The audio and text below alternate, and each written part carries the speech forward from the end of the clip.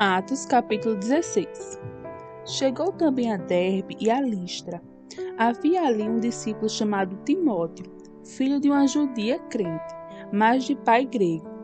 Dele davam bom testemunho os irmãos em Listra e Icônio. Quis Paulo que ele fosse em sua companhia, e por isso circuncidou-o, por causa dos judeus daqueles lugares, pois todos sabiam que seu pai era grego. Ao passar pelas cidades, entregava aos irmãos para que as observassem as decisões tomadas pelos apóstolos e presbíteros de Jerusalém. Assim, as igrejas eram fortalecidas na fé e, dia a dia, aumentavam em número. E percorrendo a região frígio-gálata, tendo sido impedidos pelo Espírito Santo de pregar a palavra na Ásia, defrontando Mísia, tentavam ir para Bitínia, mas o Espírito de Jesus não permitiu.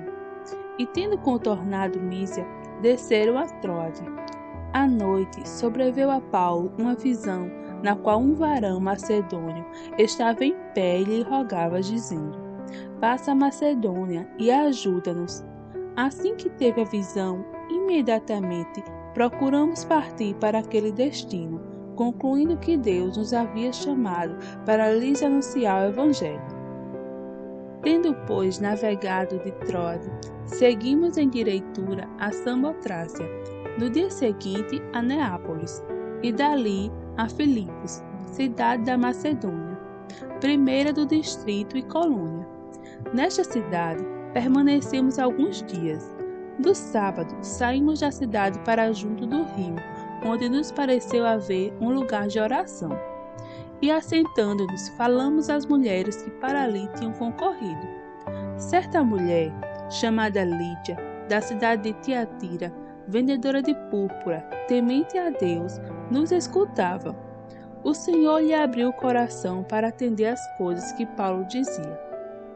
Depois de ser batizada, ela e toda a sua casa nos rogou, dizendo: se julgais que eu sou fiel ao Senhor, entrai em minha casa e aí ficai, e nos constrangeu a isso. Aconteceu que, indo nós para o lugar de oração, nos saiu ao encontro uma jovem possessa de espírito adivinhador, a qual, adivinhando, dava grande lucro aos seus senhores. Seguindo a Paulo e a nós, clamava, dizendo: estes homens são servos do Deus Altíssimo, e vos anunciam o caminho da salvação. Isto se repetia por muitos dias. Então, Paulo, já indignado, voltando-se, disse ao Espírito: em nome de Jesus Cristo, eu te mando, retira-te dela. E ele, na mesma hora, saiu. Vendo os seus senhores que lhes desfizera a esperança do lucro, agarrando em Paulo e Silas, os arrastaram para a praça, à presença das autoridades, e levando-os aos protetores, disseram: estes homens, sendo judeus, perturbam nossa cidade, propagando costumes que não podemos receber nem praticar, porque somos romanos.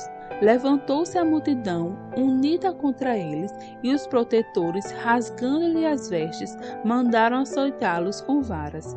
E depois de lhes darem muitos açoites, o lançaram no cárcere, ordenando ao carcereiro que os guardasse com toda a segurança. Este, recebendo tal ordem, levou-os para o cárcere interior e lhes prendeu os pés no tronco. Por volta da meia-noite, Paulo e Silas oravam e cantavam louvores a Deus, e os demais companheiros de prisão escutavam. De repente, sobreveio tamanho terremoto que sacudiu os alicerces da prisão. Abriram-se todas as portas e soltaram-se as cadeias de todos. O carcereiro despertou do sono e, vendo abertas as portas do cárcere, puxando da espada, ia suicidar-se, supondo que os presos tivessem fugido. Mas Paulo bradou em alta voz: não te faças nenhum mal, que todos aqui estamos. Então o carcereiro, tendo pedido uma luz, entrou precipitadamente e, trêmulo, prostrou-se diante de Paulo e Silas. Depois, trazendo-os para fora, disse: senhores, que devo fazer para que seja salvo? Responderam-lhe: crê no Senhor Jesus, e serás salvo, tu e tua casa. e lhe pregaram a palavra de Deus, e a todos os de sua casa. Naquela mesma hora da noite, cuidando deles, lavou-lhe os vergões dos açoites. A seguir, foi ele batizado e todos os seus. Então, levando para sua própria casa, lhes pôs à mesa, e com todos os seus manifestava grande alegria, por terem crido em Deus. Quando amanheceu, os protetores enviaram oficiais de justiça com a seguinte ordem: põe aqueles homens em liberdade. Então o carcereiro comunicou a Paulo estas palavras. Os protetores ordenaram que fossem postos em liberdade. Agora, pois, sai e ide em paz. Paulo, porém, lhes replicou: sem ter havido processo formal contra nós, nos açoitaram publicamente e nos recolheram ao cárcere, sendo nós cidadãos romanos.